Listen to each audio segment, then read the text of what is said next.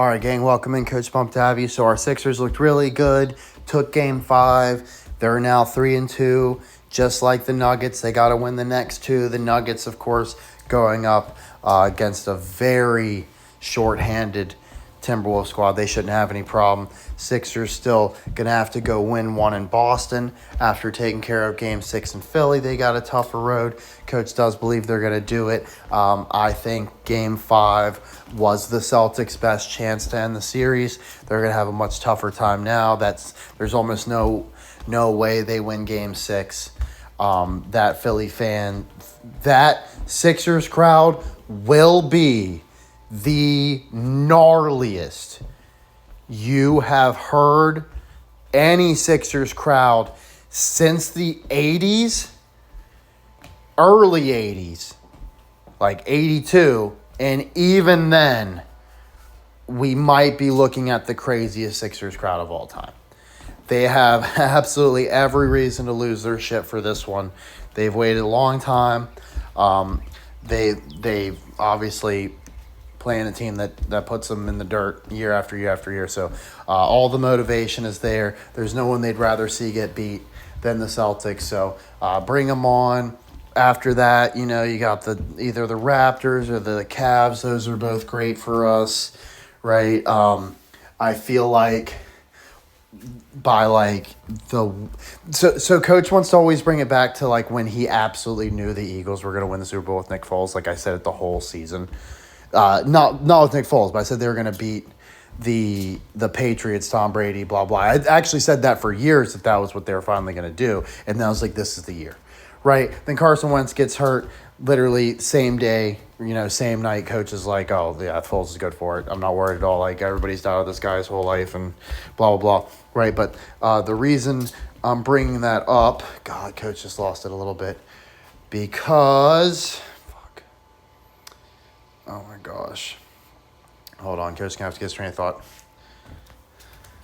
Oh yeah, we needed to avoid the Saints, right? Only Coach was saying something like this, but he was like, man, that Saints team owns the Eagles in the playoffs. There's no way we're beating those guys. They've got their ticket all but punched, and then sure enough, the Vikings pull off the Minneapolis Miracle or whatever the hell it's called. Just some rookie making the worst blown tackle in like the history of the playoffs, to let the Vikings roll past them, and then we just get to blow out the Vikings instead of losing to the Saints. Like people, nobody.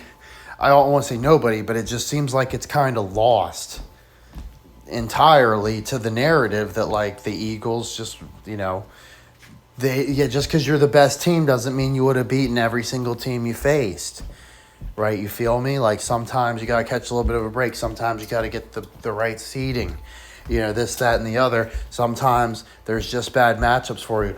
There's a reason the Minneapolis Miracle happened, and it's because it was the only way the Eagles could win that Super Bowl. Now, Coach is very concerned that there's probably something similar with the Raptors. Even though this Raptors team is like ass, probably. I haven't like really followed them, but I imagine no Kawhi anymore. They don't have Nick Nurse. Like, how good could they really be? Lowry. Like, I'm sure they're not terrible. They're in the playoffs. They have 2 games off the Cavaliers. But like, I don't think anybody's thinking this team's better than the Raptors team that won the finals. So, or DeRozan or any of those types of guys. So, coaches or the Vince Carter days, like I don't think they have any one big like super duper star unless I'm missing something. But Coach thinks the Sixers have to avoid them. As crazy as that sounds, the Raptors probably have the Sixers number in some way, right? There's some sort of rule, curse logic to where even a shitty beat up Raptors team would find a way to bounce us out, or like we'd have some horrible injury luck or something, right? Whereas the Cavs, everybody's going to think is better. But who the fuck are the Cavaliers? James Harden, choker? Like that team is cursed the fuck up, yo. They don't even have LeBron. That can't be good, right? So Coach thinks for sure we're going against the Cavs and smoking them. And, who else is left out there?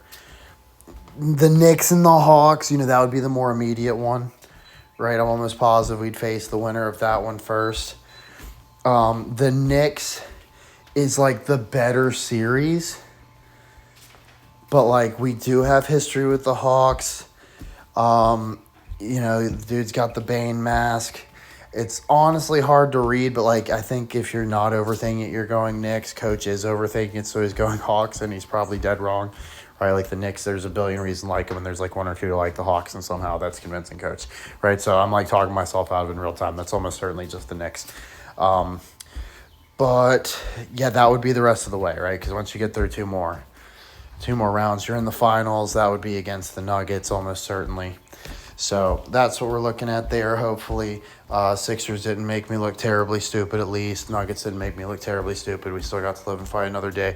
I was not concerned at all about the Nuggets. I knew they had it. And when I did the video that you listened to, I thought for sure my Sixers had it too. But I'm not going to lie, man. When that game was coming around, I didn't even want to watch it. I almost just knew. Like, they've done this shit to me so many times. Like, I know this team is different, but, like, it's still the fucking Sixers. They could just do me so dirty and make me so fucking bad. And I've literally, even though I got to get up and fucking work at 6 a.m., I'm going to be up fucking playing 2K because I'm mad at the fucking garbage-ass basketball I had to watch. So I at least want to see and feel a little bit of good basketball that's not fucking horrible. Like, before I go to bed, right? Fire up the Butch McBuckets, my career on 2K16, right? So, anyway, that's where we're at with basketball. Coach isn't going to give you the rundown on, like, every team and everything. Like, you can go other places, of course. Just want general hoops news. Coach just thinks not a lot else super interesting right now, but there are other things going on. But that's the meat of it for Coach.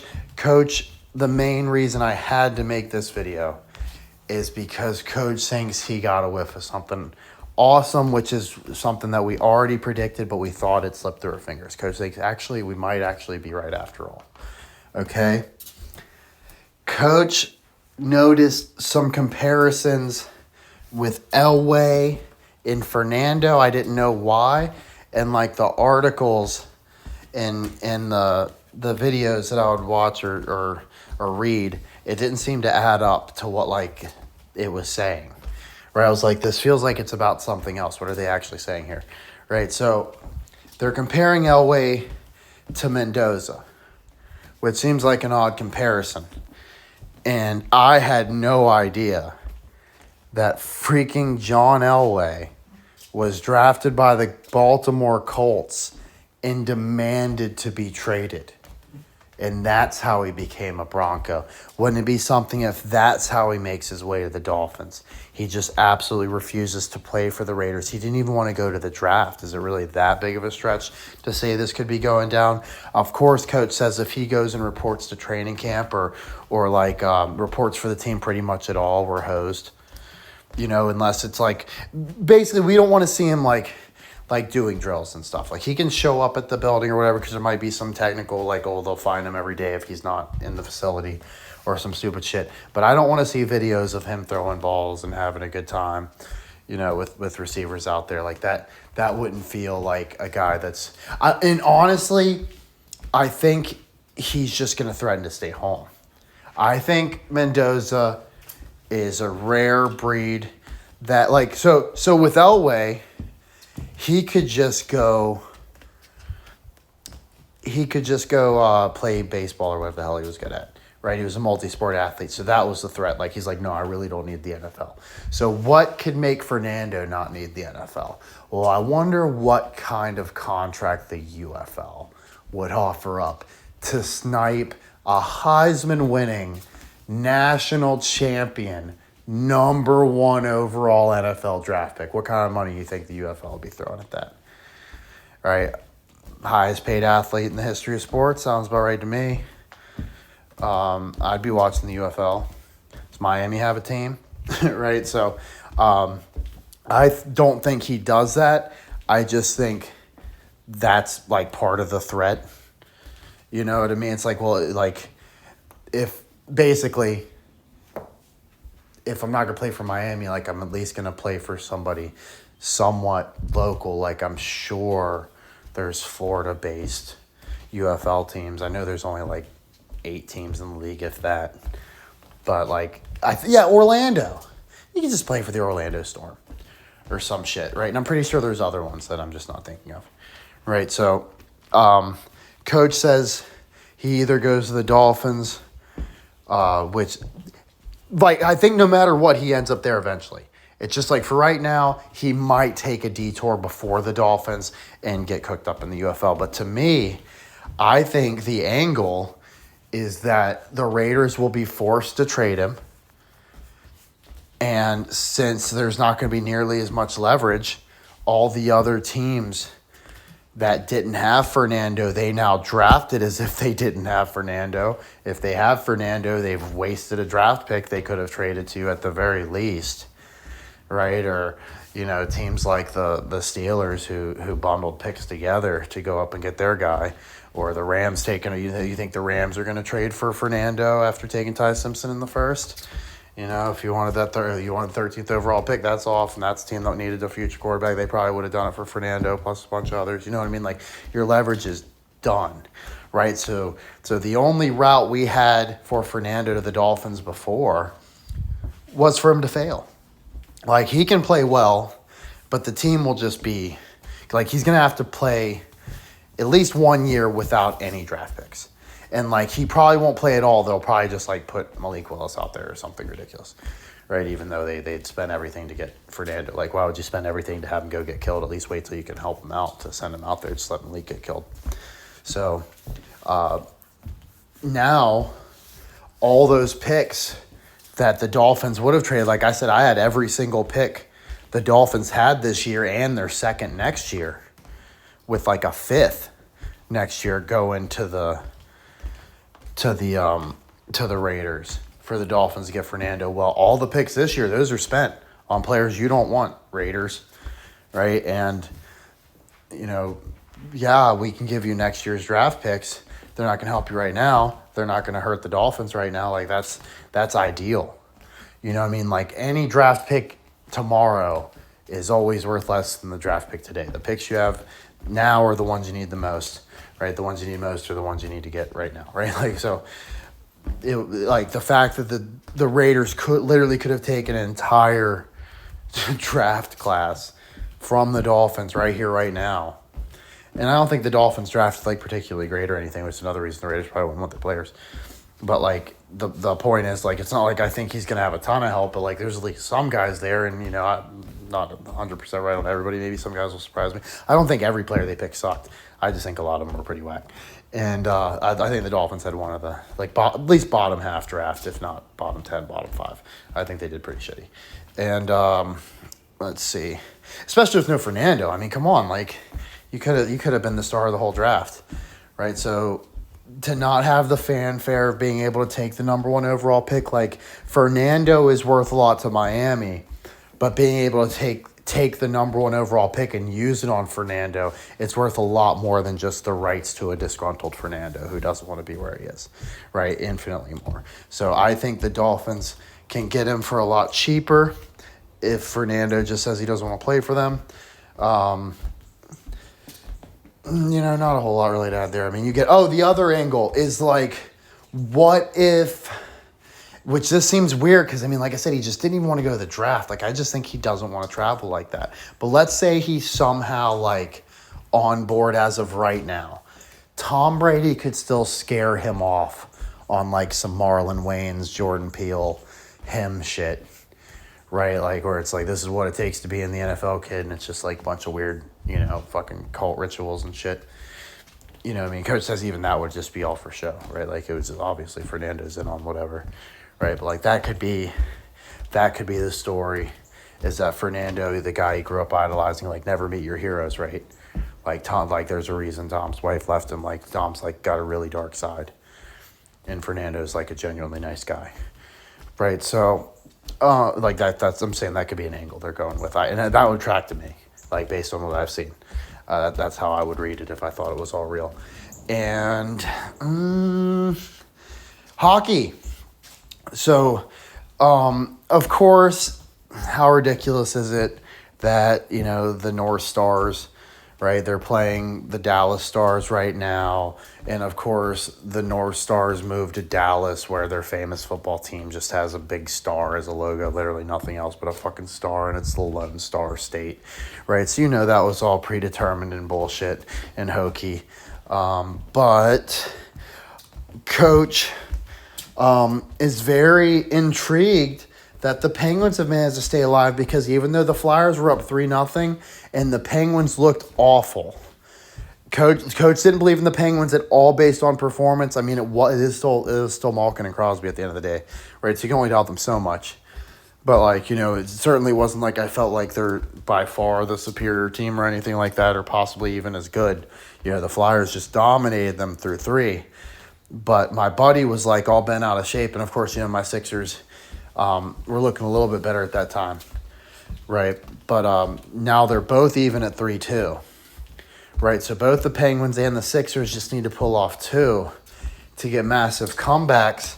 Now, for the Penguins, it would be much more impressive because it's come back from 0-3, but it's hockey. It's actually happened a handful of times. I think this would be the 5th time.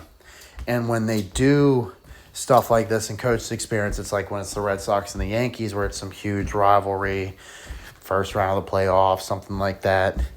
You know what I mean? Get everybody's attention, steal the show, right? It's not like the Pens and the Flyers don't have enough bad blood. It's not like Philly sports aren't hot enough right now.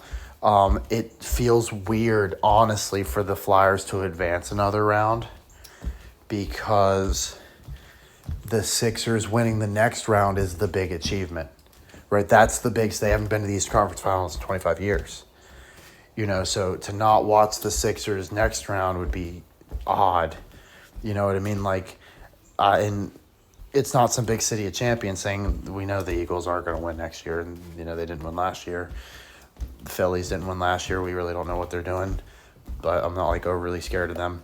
I just don't think the Sixers are the type of team that gets off the same time. Another curse. The Flyers and the Sixers are both too good and too important to the city to have to share their shine, right? Not when both teams have sucked for so long, right? Especially the Flyers, right? The Sixers are going to break theirs first, because it's always a little bit ass backwards from what you think, right? The team that hasn't been cursed quite as long is going to win because that's man, but it'd be nice if the fucking Flyers would win. Right? So they're gonna, you got to give them time to yuck it up and really want the fucking Flyers to win it, and the Sixers winning puts more pressure on the Flyers than anything, especially if it's after the Flyers choked an 0-3 lead away to their fucking bitter rival Penguins. And then what do you know? What else does that do? Steals all the thunder from the Sixers beating the Celtics for the first time since '82. Nobody's going to talk about that. It's just going to be the Flyers choke job, right? And so, Coach, I'm not saying for sure bet the fucking Pens or something. I'm just saying even when they were down 0-3, I wasn't sold they were done, even though they look terrible. Now they've won a couple. I'm really raising an eyebrow and looking sideways. I just wouldn't be surprised. It's not like my Red Sox where I'm I told you motherfuckers the numbers were there. I don't know what the fuck they're doing, honestly. But just know, Coach is not surprised they've won 2. Certainly won't be surprised if they win 2 more.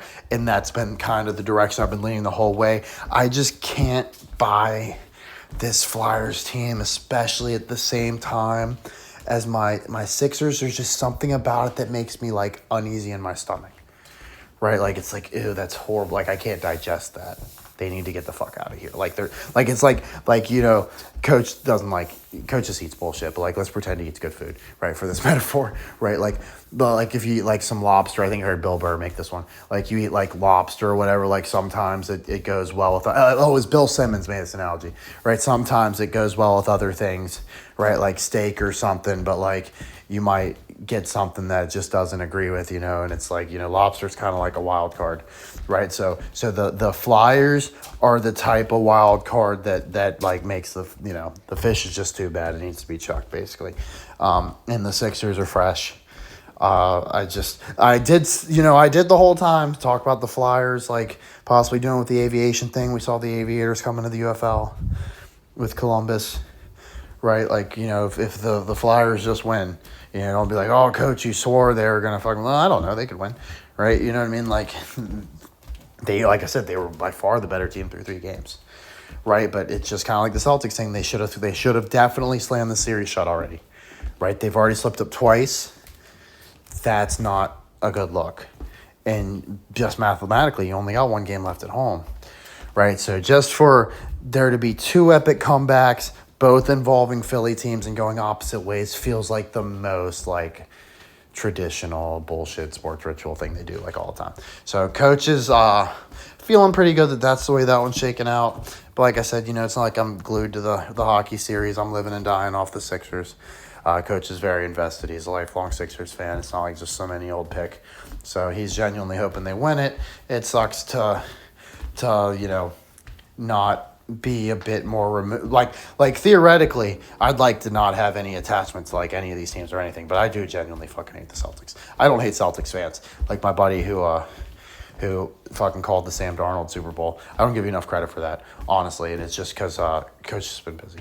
Honestly, I genuinely very much appreciate that you nailed that, and I wish I would have done more to recognize that you had it right on the money the whole way. But there's just been so many spinning plates. Coach just feels like it's just literally anytime there's a split second to do anything, it's just like, okay, here, diving through this whole article or this book or whatever, you know what I mean? Like, anyway, okay. Coach, appreciate you. Anything else we got here that's all that exciting? Chargers. So, there's also this guy named Diego Pavia. If you all know, he's like the most exciting player coming out of college football. I mean, of course, Fernando's incredibly exciting, but like, Diego's got like that Baker to him, or like, a little Johnny Manziel, like they say. But Coach believes in Pavia. I think he's just a little short, and people want to discount him for that. But there's always the exception of the rule, honestly. And I think he is it. I think he's going to be a very, very, very good player. And at least in the UFL. I mean, honestly, like he's not going to just be nobody, right? So he's going to be known for something football related. I'm positive that he's going to make a lot of people look stupid. I think he just ends up in the right situation where the team is really, really good, and he doesn't have to be the best QB in the world, but he still puts together a really good season. It's enough to win him a Super Bowl. So I'm definitely looking forward to the Pavia show. He's one of my more exciting players. We're going to do, like I said, draft grades for all the teams. That's all coming up soon. So I think we pretty much got it covered for now. I'm trying to think if there's any other sports coming up, but I don't think so. Coach spent all day wire to wire on his day off yesterday after he uploaded the video doing Madden scouting for Madden 11. So if you're pumped about the fantasy draft, just know that Coach has the most insane team you've ever seen. It's just a matter of if we can find a way to get these guys. They're going to be very expensive. So appreciate you. Stay tuned.